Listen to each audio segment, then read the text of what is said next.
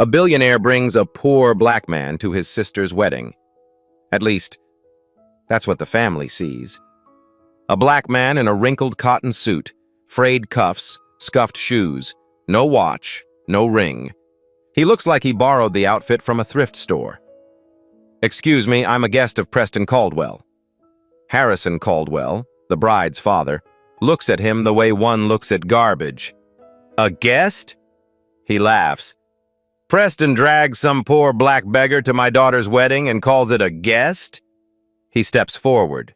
"The servant's entrance is around back. Go wait with the drivers where your kind belongs." His wife covers her mouth, giggling. Guests pull out phones, recording, live streaming, capturing every second of humiliation. No one defends him. But none of them know. When the groom walks out and says two simple words, this entire family will freeze. And everything they thought they knew will shatter. If you've ever been satisfied-udged before anyone satisfied-udged asked your name, this story is for you. Let's rewind. 3 hours earlier, a black Bentley glides through the iron gates of Stonington Country Club, Greenwich, Connecticut, June 2024. The kind of place where membership costs more than most people's homes, where the grass stays green because someone decided it should be. 2 men sit inside. Preston Caldwell drives. 42 years old, founder of Cloud9, a tech company valued at $8 billion. His family name is carved into buildings across the Northeast. Old money, old blood, old expectations. Beside him sits Tyrone Wallace, 52 years old, a black man in a simple gray cotton suit. No Rolex, no diamond cufflinks, no visible signs of wealth. They've been friends for 25 years. It started at Yale, September 1999. 2 freshmen at the same table in Sterling Memorial Library. Preston was the rich kid nobody wanted to know. Too much baggage.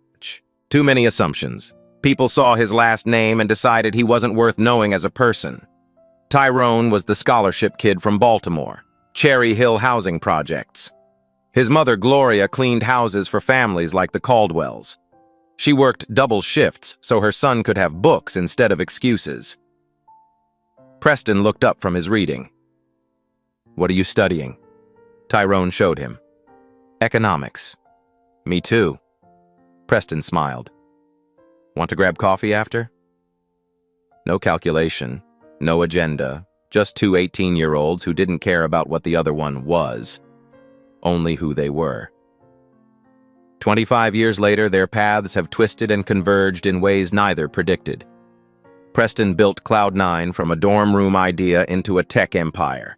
He gives speeches, sits on boards, carries the Caldwell name like a weight he never asked for. Tyrone built Wallace Capital Holdings from nothing.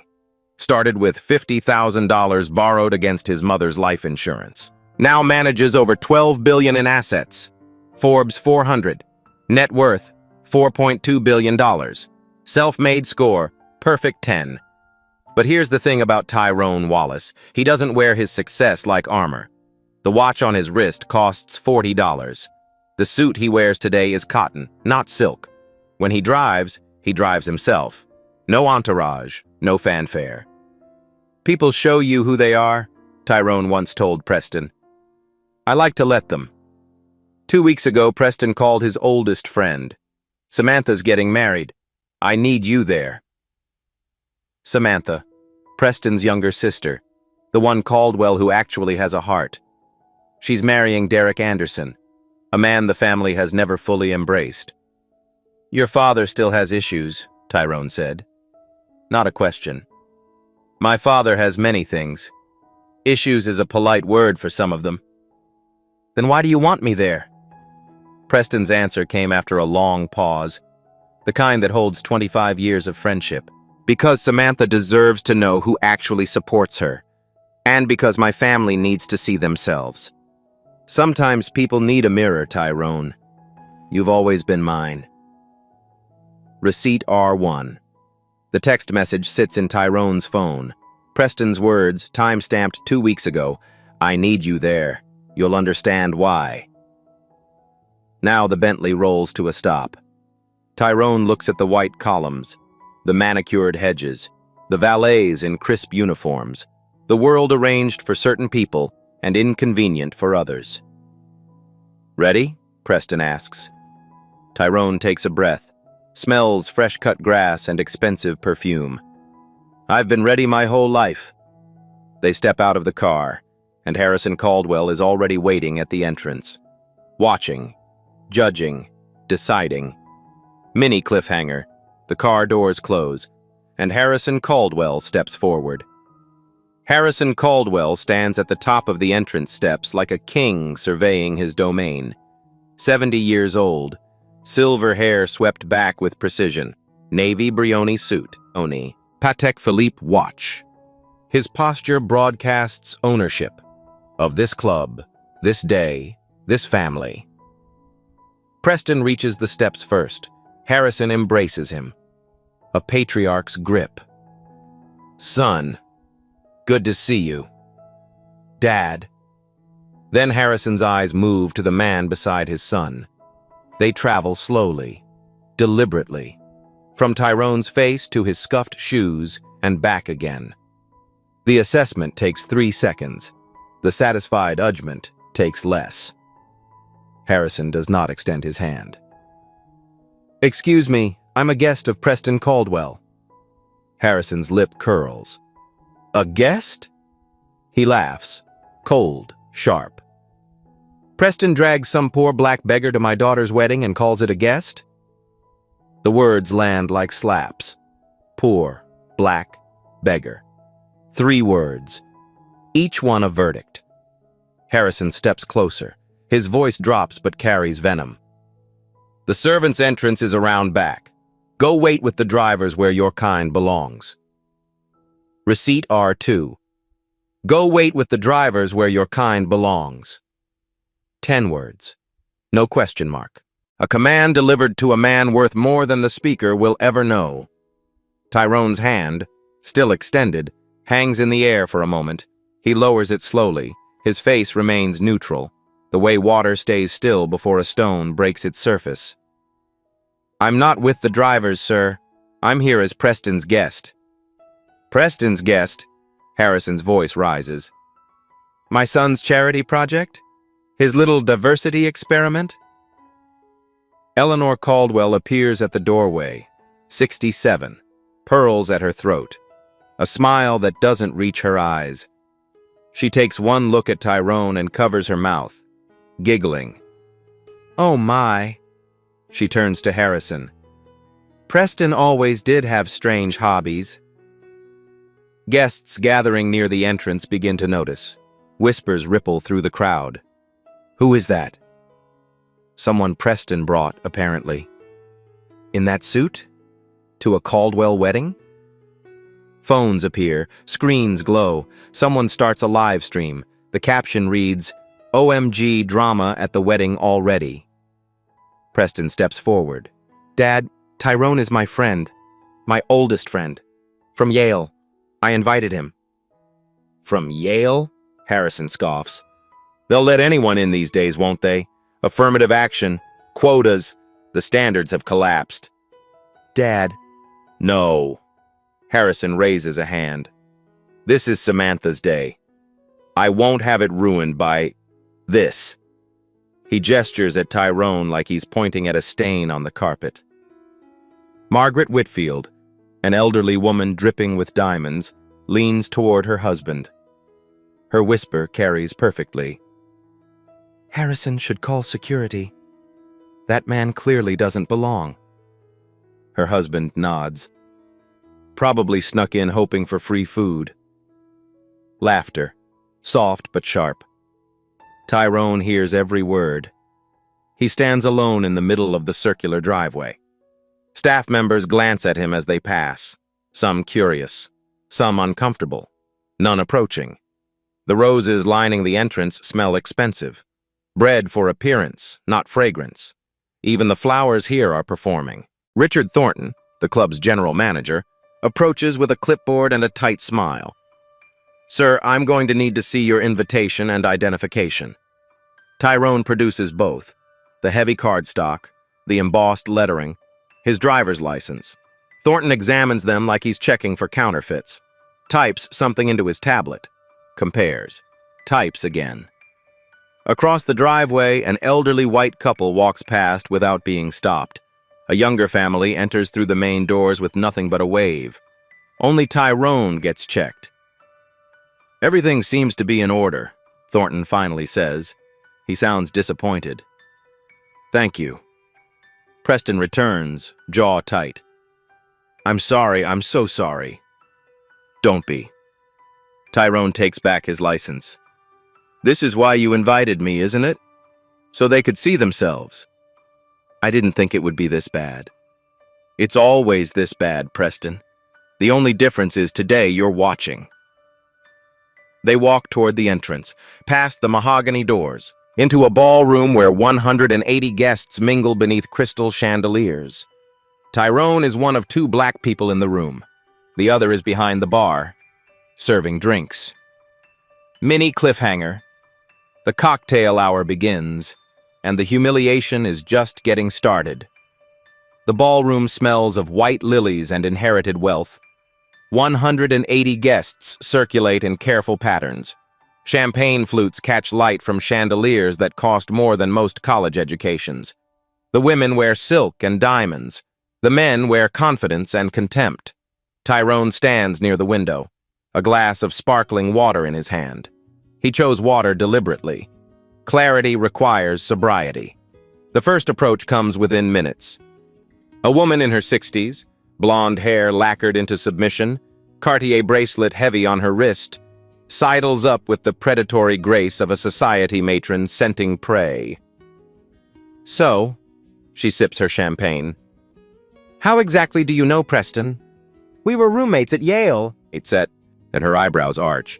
"Yale? Really?" She says it like he claimed to be from Mars. "Yale has those scholarship programs, doesn't it? For the underprivileged." "It does." "I had one." "How nice for you."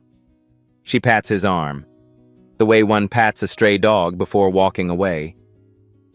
"Enjoy the party. The food is quite good. I'm sure you'll appreciate it." She drifts off. Mission accomplished. The outsider has been assessed and found tolerable. Barely. The second approach comes from a man with a Harvard tie and a condescending smile. "You must be in sports." He looks at Tyrone's build the way one examines livestock. "Basketball, football, track?" "No." "Really? What then?" "Finance." The man laughs. Actually laughs. "Finance? That's adorable. Good for you. We all have dreams." He moves on before Tyrone can respond. The third approach is worse. An older woman, friend of Eleanor's, judging by the matching pearls, stops directly in front of Tyrone, looks him up and down, wrinkles her nose. "You know there's a dress code here. Perhaps no one told you." She gestures at his suit. "We expect a certain standard. You might be more comfortable somewhere else." "I was invited." "Were you?" She smiles, not kindly. "Well, invitations can be mistakes." She walks away, heels clicking on marble like a verdict being delivered with each step. Across the ballroom, Eleanor Caldwell whispers to Harrison. Her voice carries just enough. "We should have done a background check. Who knows what kind of person Preston picked up?" Harrison grunts. "My son's judgment has always been questionable. First that tech nonsense, now this." "Do you think he's dangerous?" "Dangerous?" Harrison looks at Tyrone the way one looks at a cockroach. "No, just embarrassing. A grown man in a thrift store suit pretending he belongs with us." A bridesmaid, young, glossy, phone permanently attached to her hand, starts an Instagram live. She pans across the room, narrating the decorations, the flowers, the absolutely gorgeous venue. Her camera catches something she doesn't notice. Receipt R3. The live stream captures 15 seconds of Richard Thornton approaching Tyrone for a second verification. The general manager's face is polite. His body language screams suspicion. In the background, white guests flow past unquestioned, unbothered. The video will get 40,000 views by tomorrow morning. Sir, I apologize, but there's been some additional confusion about the guest list. Tyrone's jaw tightens slightly. My invitation was already verified, twice. Yes, but the family has requested additional confirmation. Which family member? Thornton hesitates. His eyes flick toward Harrison, who watches from across the room with studied indifference. I'm afraid I can't say, sir. Then I'm afraid I can't help you. Tyrone doesn't move toward any office, doesn't comply with the unspoken demand to disappear. Thornton retreats, not satisfied, but outmaneuvered. The encounter leaves ripples. Guests who witnessed it whisper to guests who didn't. The whispers spread like fire through dry grass. Did you see? Who does he think he is? Someone should really do something. Poor Preston. So embarrassing for the family. Tyrone finds a spot near the tall windows overlooking the golf course. The 18th green stretches toward the horizon, impossibly perfect, aggressively maintained. He thinks about his mother. Gloria Wallace spent 30 years cleaning houses for families like this. She knew the layout of mansions she could never afford, knew where the silver was kept, which rooms were for show, which doors were never meant for people like her. She never entered through the front door, not once. My feet know the back entrance of every rich house in Baltimore, she used to say, but my son will walk through the front. Tyrone walked through the front today, and yet here he stands, alone by the window, while the party flows around him like water around a stone. A young woman approaches, late 20s, kind eyes that don't slide away when they meet his.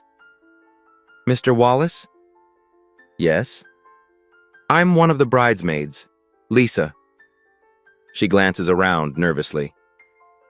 I just wanted to say, what happened with Richard and Mrs. Caldwell? It wasn't right. No, it wasn't. Samantha doesn't know. She's been in the bridal suite all morning.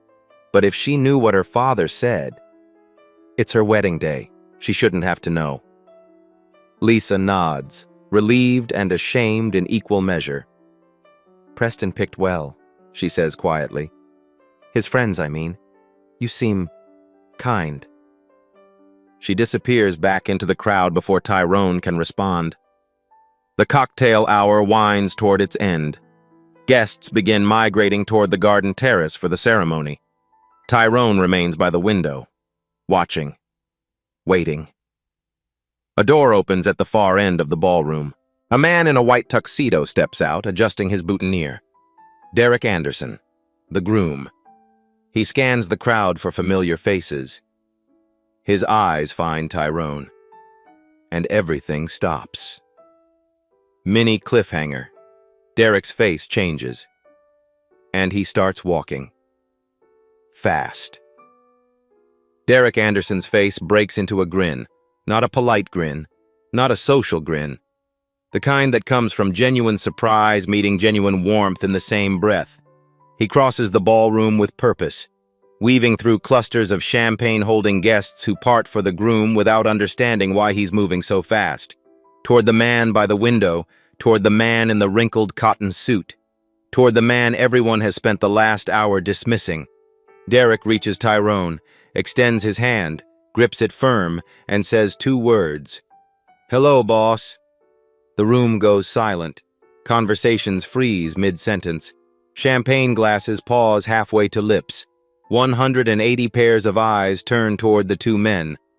Receipt R4. 2 words. Hello, boss. Spoken naturally, comfortably, the way an employee greets their employer every single day. Harrison Caldwell's face drains of color. His champagne flute tilts. Liquid splashes onto his brioni sleeve. He doesn't notice. Eleanor's hand flies to her pearls, clutching them like a lifeline. Boss? Someone whispers.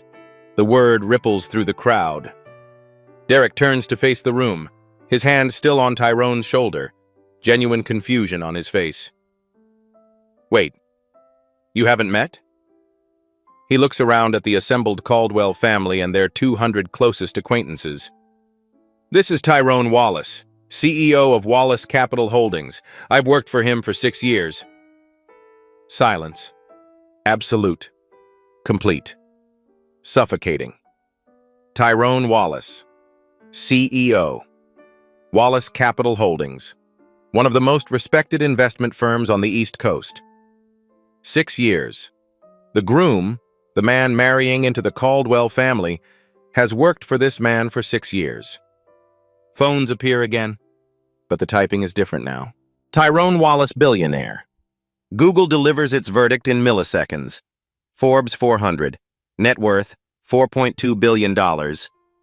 Self-made score, 10 out of 10. 4.2 billion. The Caldwell Family Trust sits at 2.8. The poor black beggar is worth more than the entire Caldwell bloodline. Harrison's mouth opens, closes, opens again. No sound comes out. Eleanor looks like she might faint. The woman with the Cartier bracelet, the one who asked about scholarship programs, has gone pale. The man who assumed Tyrone played sports is suddenly very interested in his shoes. Margaret Whitfield, the one who suggested calling security, drops her champagne glass. It shatters on the marble floor. No one moves to clean it. Preston stands near the bar, watching his father's face. His expression holds no satisfaction, only something sadder, deeper. The look of a son who finally showed his family the mirror they'd been avoiding for 70 years. Derek continues, oblivious to the earthquake beneath his feet. Tyrone isn't just my boss. He's the reason I am who I am. When nobody else would give me a chance, he did. Samantha appears at the doorway of the bridal suite, still in her robe, drawn by the unusual silence. Derek, what's happening? Nothing, sweetheart. Just ran into an old friend. Derek grins at Tyrone. Well, not old, current, my boss. Did I not mention that? Samantha's eyes move between Tyrone and her father, between the man in the simple suit and the man who looks like he's seen a ghost. Dad, are you okay? Harrison doesn't answer. He turns, walks toward the terrace doors, pushes through them without a word. He doesn't look back. Eleanor follows after a moment, her social smile fixed in place like a mask about to crack. The ballroom slowly returns to life, but the frequency has changed. The whispers carry different words now. Billionaire? More than the Caldwells. Harrison asked him to wait with the drivers. Called him a beggar. Oh my God. Tyrone stands exactly where he's been standing. Same posture, same expression, because for him, nothing has changed. He knew who he was when he walked in. Now everyone else does too. Mini cliffhanger. But this is only the surface. The real history runs much deeper. The phones keep glowing. In corners of the ballroom, on terraces, in bathroom stalls, guests type and scroll and discover. The algorithm serves them a feast of information they wish they'd had an hour ago. Receipt R5, Forbes, December 2022. Tyrone Wallace, from Baltimore projects to $4.2 billion empire. The article tells a story nobody in this room imagined. Gloria Wallace, single mother, house cleaner, Cherry Hill Housing Project, one of Baltimore's most dangerous neighborhoods. Tyrone Wallace, scholarship to Yale, graduated summa cum laude. First job at a prestigious investment firm, fired after 2 years. Reason given, not the right cultural fit. Cultural fit, the professional way of saying wrong skin color. He started Wallace Capital Holdings with $50,000 borrowed against his mother's life insurance policy, the company she'd paid into for 20 years. She died in 2003, breast cancer. She was 54. She never saw her son become a billionaire. But she saw something more important. She saw him become a man who didn't need to become cruel to succeed. The Forbes article includes a quote from Tyrone. "My mother cleaned houses for people who never learned her name. I learned everyone's name. That's the difference between wealth and worth." Phones keep scrolling. Someone finds something else. "Hey, look at this. Caldwell and Partners. Isn't that Harrison's old firm?" "Yeah, why?" "There's something here. A deal that fell through with Wallace Capital back in 2015. Say. Receipt R6. The email surfaces through a network of former colleagues and forwarded grudges. Screenshots shared across years until they reach the right inbox at the right moment. From harrison.caldwell@Caldwell Partners. Com. To board distribution list. Date March 14, 2015. Subject, Wallace Capital Partnership Proposal. Gentlemen, I have reviewed the proposal from Wallace Capital Holdings. While the numbers appear sound, I have significant concerns about their leadership. I recommend we explore alternatives with more traditional firms. Let's discuss at Thursday's meeting. Traditional firms. The phrase hangs in the air like poison. What does traditional mean when the only non-traditional element is the color of the CEO's skin?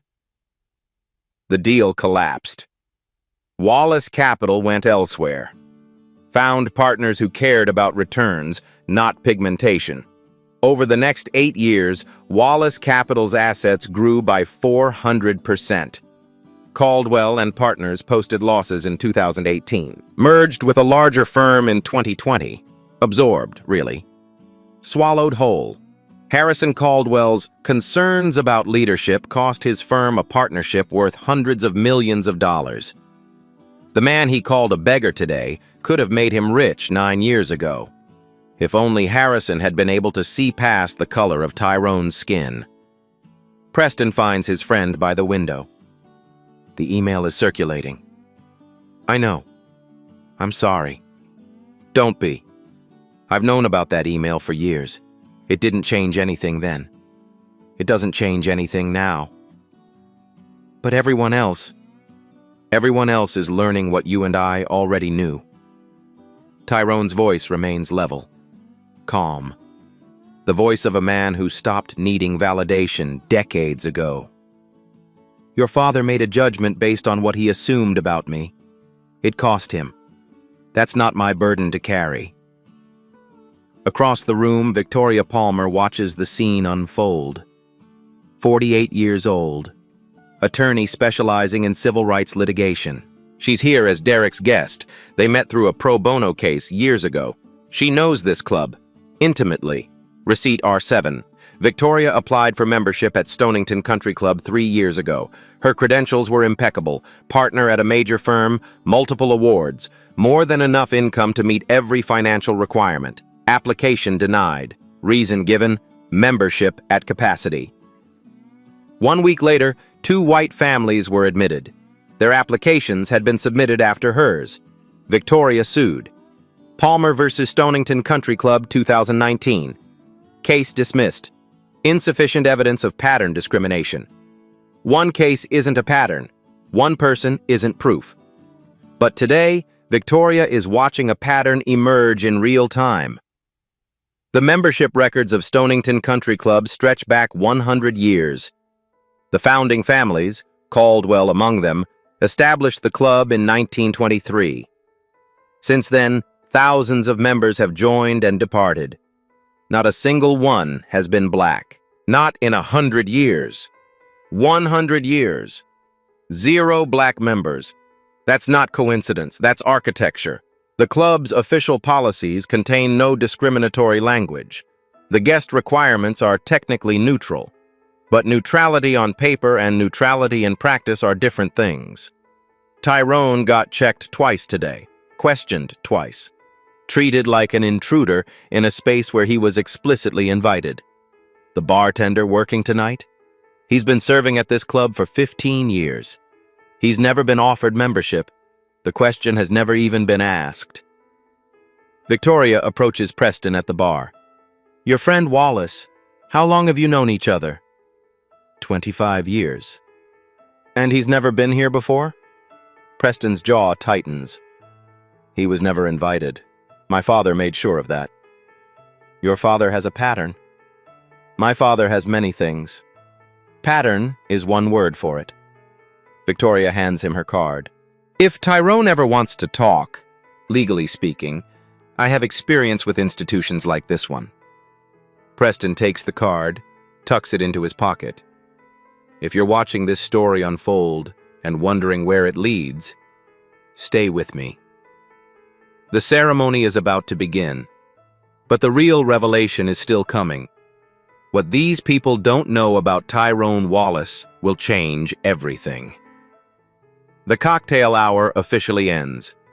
Guests begin migrating toward the ceremony space, a garden terrace overlooking the Long Island Sound.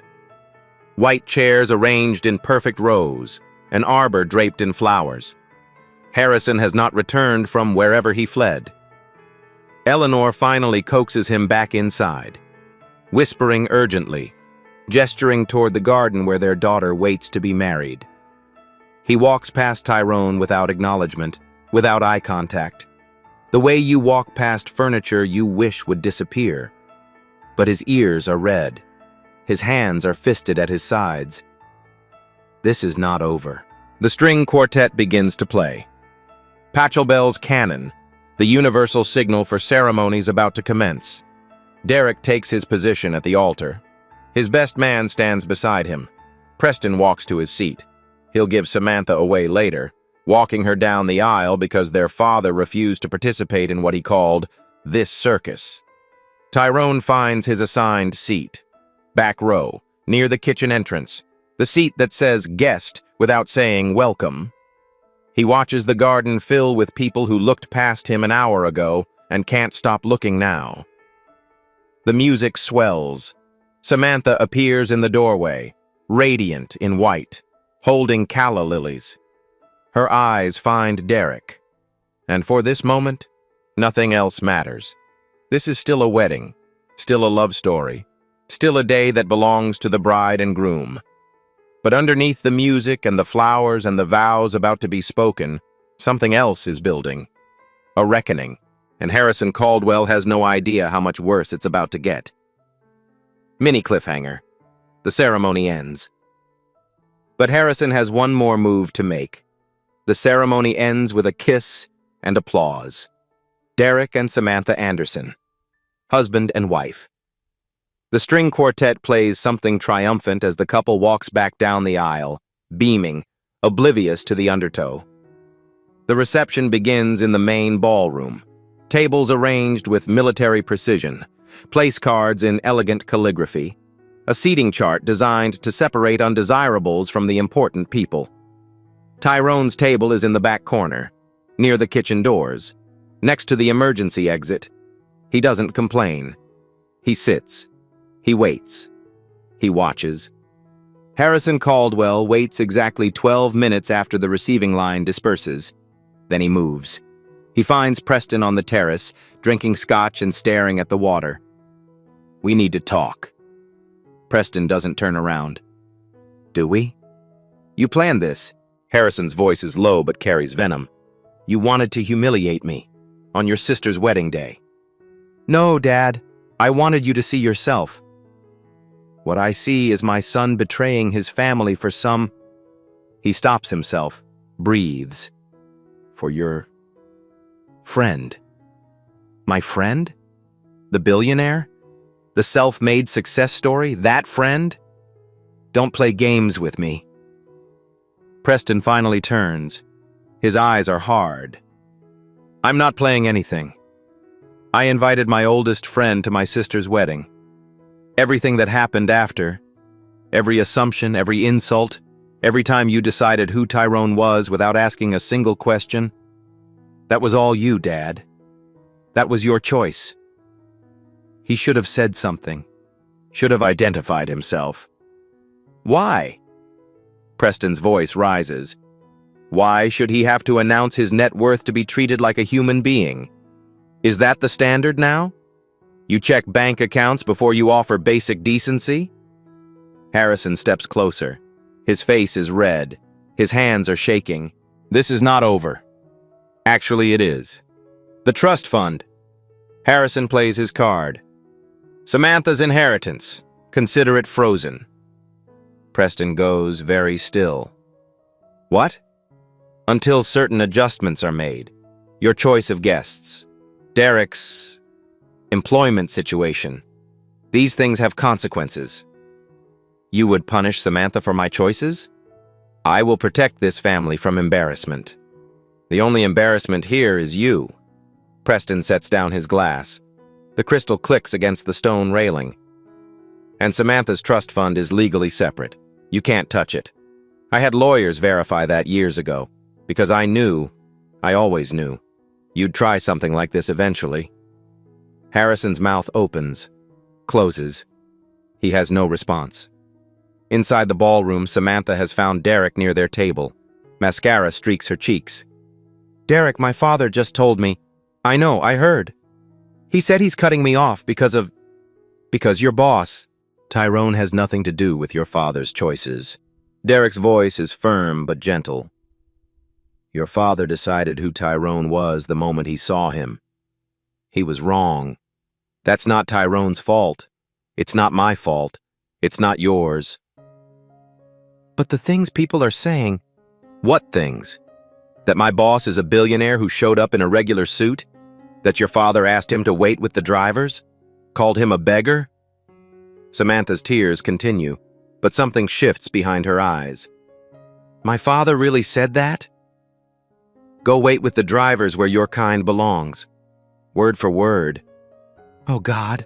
She covers her mouth. That's who he is, Sam. I'm sorry you had to see it today, but maybe it's better you saw it now than never. Receipt R8. The text message comes 2 hours later, after the cake is cut, after the first dance, after Harrison and Eleanor leave early, claiming exhaustion. From Harrison to Samantha. Your choice of husband has embarrassed this family. Don't expect the trust fund. We'll discuss this when you've come to your senses. Samantha shows Derek. Derek shows Preston. Preston shows Tyrone. I'm sorry, Preston says. This is my fault. No. Tyrone folds his napkin carefully. This is your father's fault. The only thing you did was give him a chance to be better. He chose not to take it. Eleanor pauses near Tyrone's table on her way out. Her mask of composure is cracking at the edges. I hope you're satisfied, she says quietly, with the disruption you've caused to our family. Then she's gone. Harrison later told associates the incident was an unfortunate misunderstanding. He claimed he has many black friends and meant no offense by his comments. He was unable to name any of these friends when asked. Tyrone watches her leave. His expression doesn't change. The disruption, as she calls it, was never his intention. He came to a wedding, wore a simple suit, didn't announce his title or his wealth, just existed. And that, apparently, was disruption enough. Mini cliffhanger. Tyrone steps out onto the balcony, into memories he hasn't visited in years. The balcony overlooks the 18th green. Sunset paints the sky in oranges and purples. The golf course stretches toward the horizon, every blade of grass precisely measured, perfection maintained by invisible hands. Tyrone stands at the railing, a glass of water in his hand. The party continues behind him. Music, laughter, the clink of silverware. But it feels distant now, like sounds from another life. He thinks about his mother. Not Gloria Wallace, the cleaner. Not the woman who raised him alone in Cherry Hill. He thinks about Gloria Wallace, the person. And the memory that lives in his bones. Baltimore, 1982. Tyrone was 10 years old. Gloria couldn't find a sitter that day. She had to work. So she brought her son along to the big house in Roland Park, where a woman named Mrs. Patterson waited with a list of rooms that needed cleaning. The house smelled like furniture polish and fresh flowers. Real flowers. Not the kind from the corner store. Mrs. Patterson looked at Tyrone like he was a problem to be solved. "He can't stay in the house." Gloria's voice stayed steady. "It's just for today, ma'am. He'll be quiet. He has his school books. He can wait outside." "It's January, ma'am. It's cold." Mrs. Patterson considered this, a moment that stretched long enough to become a verdict. "Then the garage, not inside." Gloria didn't argue. She never argued. She took Tyrone's hand and led him to the garage, found an old lawn chair, set him up with his books and a blanket she'd brought from home. "I'll check on you every hour, baby." "Why can't I stay inside, Mama?" Gloria knelt down. Her eyes were tired, but her voice was not. "Because she hasn't learned how to see us yet, Tyrone. Some people look at us and see what they expect, not what's there." "What does she expect?" "Something less than what we are." She kissed his forehead. "But don't you ever let that become true. You are more. You will always be more." Tyrone waited in that garage for 5 hours. He read his school books, did his homework, listened to the sounds of his mother working in a house he wasn't allowed to enter, the smell of motor oil, the cold concrete floor, the single window letting in gray winter light. When they walked home that night, Gloria held his hand tight. "One day," she said, "you'll walk through every front door in this city, and people like Mrs. Patterson will wonder how they ever missed you." Gloria Wallace died in 2003. Breast cancer, 54 years old. She never saw her son become a billionaire, never saw him on Forbes or shaking hands with presidents. But she saw him become someone who didn't need to become cruel to succeed. She saw him become someone who walked through front doors, without apologizing for existing. If this story is bringing up memories of your own, moments when someone looked at you and saw less, I want to hear about it. Leave a comment. Share your story. Because these stories matter. Your story matters. The balcony door opens behind Tyrone. Footsteps approach. Not Preston's. Not Derek's. Someone else. He turns and sees a face he doesn't expect. Mini cliffhanger. The person standing there isn't who he thought it would be. Victoria Palmer carries 2 glasses of orange juice. "Mr. Wallace?" She offers one. Or should I say, the man who made Harrison Caldwell choke on his own assumptions. Tyrone accepts the glass. "You know Harrison?" "I know this club." Victoria moves to the railing beside him. "I know it intimately." She tells him her story. Receipt R9, Palmer v. Stonington Country Club, 2019. Case dismissed for insufficient evidence of pattern discrimination. Application denied for capacity issues, Victoria explains. 1 week later, 2 white families got in. Applications submitted after mine. "You sued?" "I sued. And lost." She sips her juice. "Not because I was wrong. Because proving systemic discrimination requires a pattern. One case isn't a pattern. One person isn't proof." "And now?" Victoria looks back at the ballroom. "Now I'm watching a pattern emerge in real time. The membership records, the guest policy enforcement. What happened to you today?" She pauses. "Did you know there's never been a black member? In 100 years. Not one." "I suspected. It's not accidental. It's architectural." The door opens again. Samantha steps onto the balcony, still in her wedding dress, eyes swollen but drying. "Mr. Wallace?" Tyrone turns. "Mrs. Anderson, congratulations." "I owe you an apology." She wrings her hands. "What my father did, what my family..." I didn't know. I didn't know they were really like that. You didn't need to know. It's not your burden. But it happened at my wedding because you came to support Derek and my family treated you like... She can't finish. Like what they expected me to be. Samantha's face crumples. I'm so sorry. Don't apologize for someone else's choices. You're not responsible for your father, only for yourself. She looks at him for a long moment, then she nods. Derek talks about you all the time, how you gave him his first real chance. Saw something in him nobody else saw. Derek earned everything he has. I just opened a door. That's more than most people do. She wipes her eyes. Whatever my father thinks, you'll always be welcome in our home. The door opens once more. Preston and Derek step out together. The four of them stand on the balcony now, watching the sunset fade into dusk. Derek puts his arm around Samantha. You okay? Getting there. Preston stands beside Tyrone. The silence between them is comfortable. 25 years of friendship doesn't require constant words. Finally, Preston speaks. There's something you should know. Tyrone waits. It's about the scholarship, the Wallace Foundation scholarship. What about it? Preston takes a breath.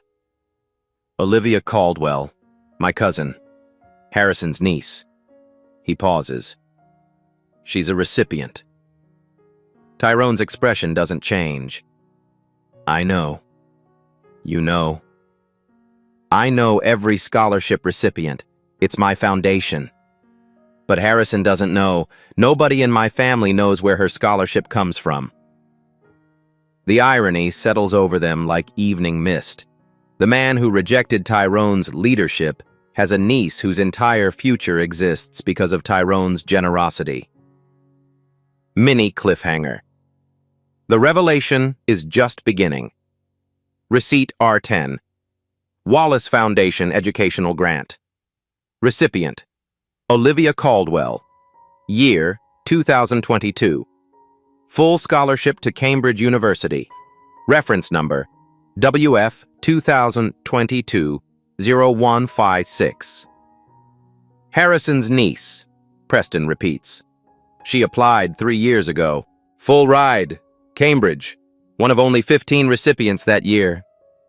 Derek looks confused. Wait, Olivia? The one studying abroad? The same. Her scholarship is from Tyrone's foundation? Tyrone nods slowly. The Wallace Foundation reviews applications blind. Names removed. Demographics removed. We evaluate based on merit, need, and potential. Nothing else. So you didn't know she was a Caldwell when you approved it? No. And it wouldn't have mattered if I did. Tyrone's voice is quiet but firm. Scholarships go to merit, not to father's sins or uncle's prejudices. The full picture assembles itself.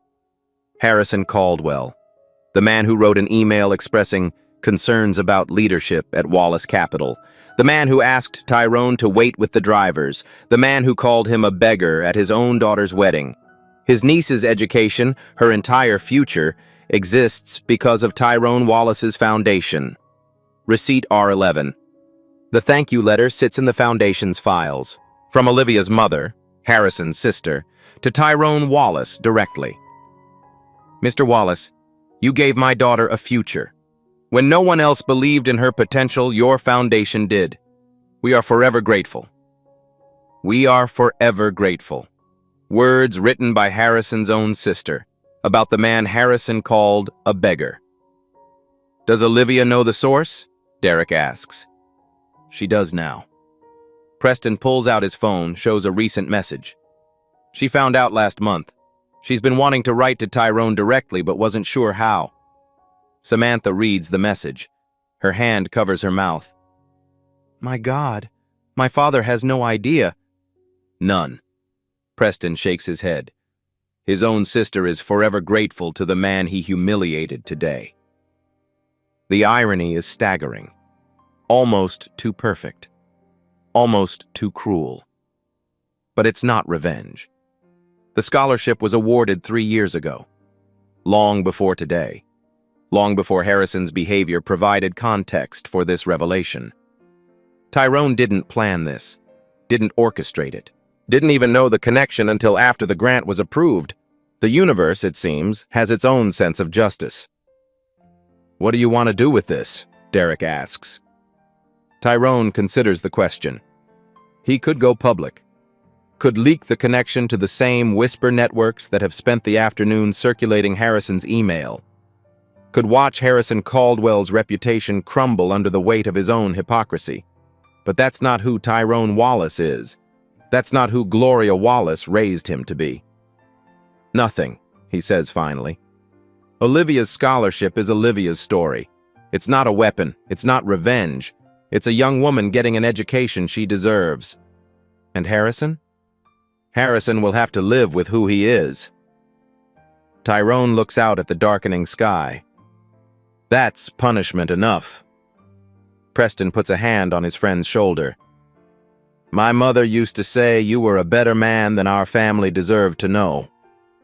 Your mother was complicated. She was, but she wasn't wrong about that. The party continues inside. The DJ has started. Guests are moving to the dance floor. A wedding carries on. But underneath it all, a quiet revolution has occurred. Truth has done its work, and Harrison Caldwell will never be able to undo what everyone now knows about him. Mini cliffhanger. The speeches are about to begin, and Preston has something to say. The ballroom falls silent as Preston Caldwell takes the microphone.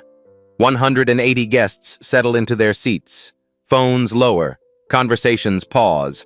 The brother of the bride commands attention simply by existing. "Thank you all for being here." Preston's voice is steady. "Today is about Samantha and Derek, about love, about the future they're building together." He pauses. "But before I toast them, I need to talk about someone else." His eyes find Tyrone at the back of the room, the table near the kitchen, the seat meant to hide him. "In 1999, I started my freshman year at Yale. I was the rich kid nobody wanted to know, too much baggage, too many assumptions." The room is utterly still. "One person sat down next to me in the library and asked what I was reading, not who my family was, not what my name meant, just what I was reading." Receipt R12. The photograph appears on the screen behind Preston. 2 freshmen, 1999, 1 black, 1 white, both grinning like they've discovered something the world hasn't figured out yet. That person was Tyrone Wallace, and for 25 years he's been the best friend I've ever had. Whispers flutter through the crowd. Tyrone's name carries different weight now. "Tyrone taught me that character isn't about your background. It's not about your bank account. It's not about your family name." Preston's voice drops slightly, more intimate, more pointed. "It's about how you treat people who can't do anything for you." His eyes scan the room, not looking for anyone in particular, just making sure everyone hears. Today, some people in this room learned who Tyrone Wallace really is. A billionaire, a leader, Forbes 400, self-made. He pauses. "But I want you to know who he's always been." His gaze settles briefly on the empty seat where Harrison was supposed to be. He's the man who never asks for recognition, who never announces his title, who wears a $40 watch because he doesn't need to prove anything to anyone. Another pause. Some people looked at Tyrone today and saw what they expected, and what they expected was less than what was there. A murmur ripples through the guests. "That says nothing about Tyrone." Preston's voice hardens. "And everything about them." He raises his glass. "To Samantha and Derek, may you build a life based on love, not assumptions. May you see people for who they are, not who you expect them to be." The room rises. Glasses lift. Derek stands. His voice carries without a microphone. "I need to add something." He looks at Tyrone. "This man gave me my first chance when no one else would. Not because of who I knew, because of who I was willing to become. Everything I am today, including the man Samantha chose to marry, started with him. Applause begins. Genuine this time. Samantha reaches for her husband's hand. Tears stream down her face. Happy tears now. The Caldwell family declined to comment when contacted about the events of the wedding. Tyrone doesn't speak. Doesn't need to. The truth has done its work. Mini cliffhanger. The wedding ends, but the story is not over. 8 months later. Stonington Country Club admits its first black member in 100 years. Victoria Palmer accepts the invitation on her second offer. To change something, she says, you have to be inside it. Harrison Caldwell resigns from the club's board. He stops attending family events. Eleanor visits Samantha sometimes, alone, awkwardly, with apologies she can never quite finish. Derek makes partner at Wallace Capital Holdings. He and Samantha buy a house outside Greenwich.